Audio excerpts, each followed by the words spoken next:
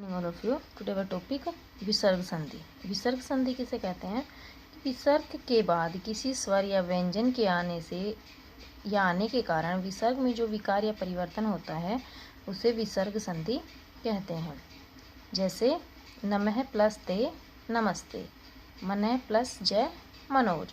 तो इसमें विसर्ग के स्थान पे स हो गया, इसमें विसर्ग के स्थान पे ओ हो गया। अब इसके कुछ नियम हैं, जैसे हमने स्वर संधि और व्यंजन संधि में पढ़े हैं, उसी तरह से विसर्ग संधि के भी कुछ नियम हैं। विसर्ग का ओ में परिवर्तन, यानी जब विसर्ग का ओ में परिवर्तन होता है तो वहाँ पे क्या नियम लागू होता है? यदि विसर्ग से पहले ए हो और विसर्ग के बाद ए या किसी वर्ग का तीसरा, चौथा, पांचवा वर्ण या अंतस्थ वर्ण हो। अंतस्थ वर्ण कौन से होते हैं? 11 तो विसर्ग ओ में बदल जाता है। जैसे देखिए, यानी विसर्ग से पहले भी ओ हो और विसर्ग के बाद यानी जो दूसरा पद होता है उसमें या तो ए हो या किसी वर्ग, वर्ग मैंने आपको बता रखा है कै वर्ग, च वर्ग, ट वर्ग, त वर्ग और पै वर्ग, इनमें से तीसरा, चौथा, पांचवा वर्ण हो या अंतस्थ है 11 हो तो विसर्ग ओ में बदल जाता है। जैसे देखिए उदाहरण दिए गए हैं यहाँ पे, मनः प्लस योग मनोयोग, मनः प्लस रंजन मनोरंजन, मनः प्लस अनुकूल मनोनुकूल, मनः प्लस बल मनोबल, यशः प्लस दा यशोदा, तमः प्लस गुण तमोगुण। यह है विसर्ग का ओ में परिवर्तन।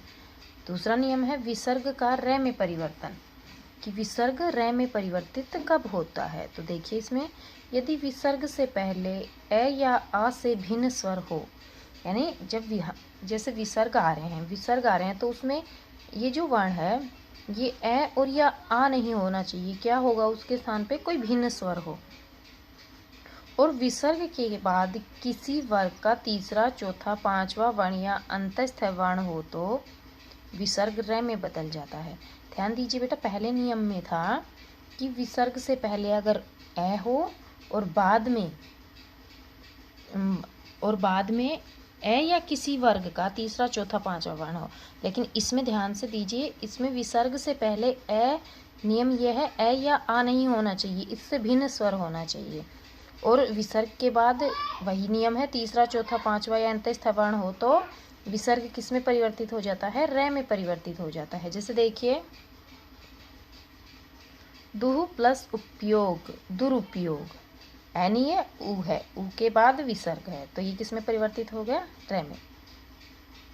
नी प्लस भय निर्भय, आशी प्लस वाद आशीर्वाद, निहि प्लस आहार निरहार, दुह प्लस गुण दुर्गुण, दुह प्लस लब दुर्लभ।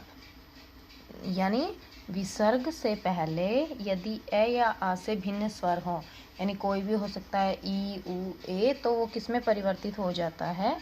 रे में परिवर्तित हो जाता है।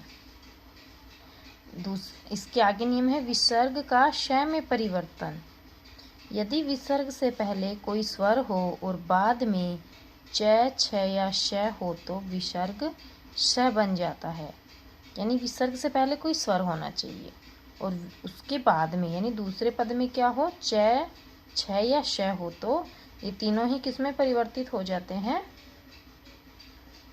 श में परिवर्तित हो जाते हैं। जैसे देखिए, यानी विसर्ग के बाद तीन शब्द आ रहे हैं, तीन वर्ण आ रहे हैं, च, छ, श, तो विसर्ग किस में परिवर्तित हो जाएगा? श में परिवर्तित हो जाता है। जैसे देखिए, निहि प्लस च निश्चय, निहि प्लस चल निश्चल, नि प्लस छल निश्चल, दुह प्लस शासन दुशासन। अब देखिए ये शब्द तो जैसे कि जैसे आ रहे हैं, इसमें परिवर्तन किस में हुआ है? विसर्ग में। विसर्ग के स्थान पे क्या हो गया? श हो गया सभी में। अब देखिए विसर्ग का स में परिवर्तन, वो श था, ये स है। यदि विसर्ग के बाद त या स हो तो विसर्ग स बन जाता है। यानी नियम है कि विसर्ग के बाद त या स हो तो विसर्ग का स बन जाता है। जैसे देखिए,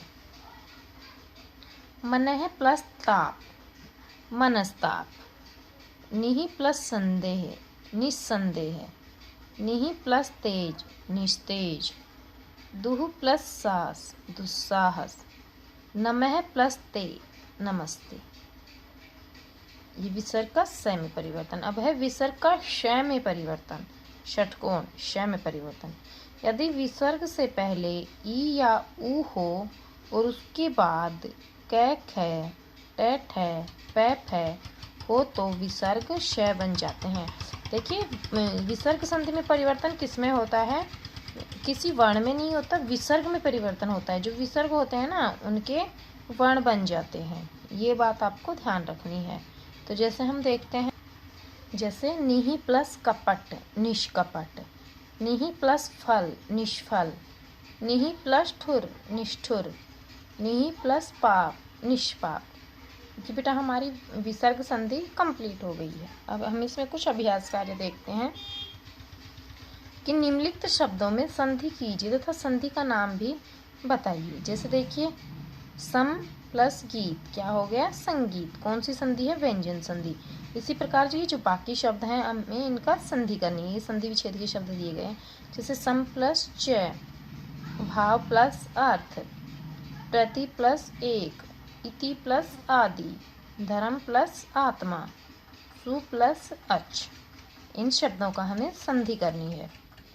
नीचे दिए कुछ संधि शब्द दिए गए हैं, उनका हमें संधि विच्छेद करना है। जैसे देखिए निम्न शब्दों का संधि विच्छेद कीजिए। जैसे तथे, तथे है तथा प्लस एव। इसी तरह है अब्ज, उन्मेष, लघुतर, दयानंद, स्वागत, प्रधानाचार्य। ये हमारा संधि का टॉपिक कंप्लीट हो चुका है। स्वर संधि, व्यंजन संधि और विसर्ग संधि।